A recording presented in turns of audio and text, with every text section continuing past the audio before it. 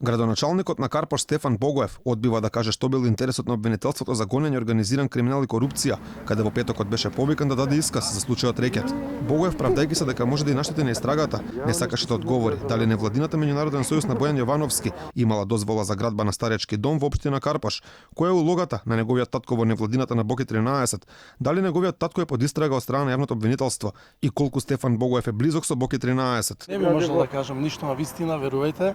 Обвинителството Карпош да се гради старски дом за меѓународниот сојуз. Обвинителството води истрага, на вистина се што би кажал би наштетило и би направило проблем на истрагата. Каква беше улогата на вашиот татко во невладината на Бојан Јовановски? Пак ќе кажам, ве молам во делот од истраги кои што ги води обвинителството или јавното обвинителство за гонење, организиран криминал и корупција, не би можел да дам никаква. Вашиот татко е во рамки на оваа истрага? Апсолутно не би можел да дам никаква изјава. Колку добро се познавате, колку бевте близок со Бојан Јовановски?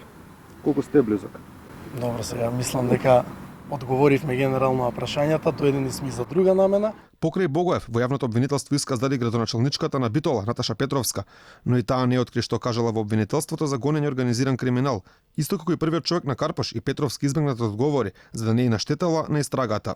Бев повикана, се одзвав на повикот и повеќе околу тоа немам што да додадам во интерес на процесот. Во меѓувреме, викендов во јавноста се објавија низ информации за наводно барање на специјалната обвинителка Катица Јанева за форензичко бришење на компјутерите во СЈО.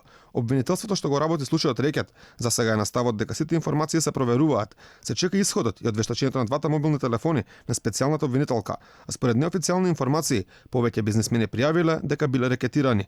Во случајот Рекет за сега се осомничени Боки 13 и Зоки Кичеец дека добиле од бизнисмен 1,5 милиони евра за олеснување на постапка која ја водела СЈО. Денеска Бојан Јовановски излезе од чутка, бил префрлен на клиника за наводна операција која му била закажана пред да го притворат, вели директорот на истражниот затвор Скопје.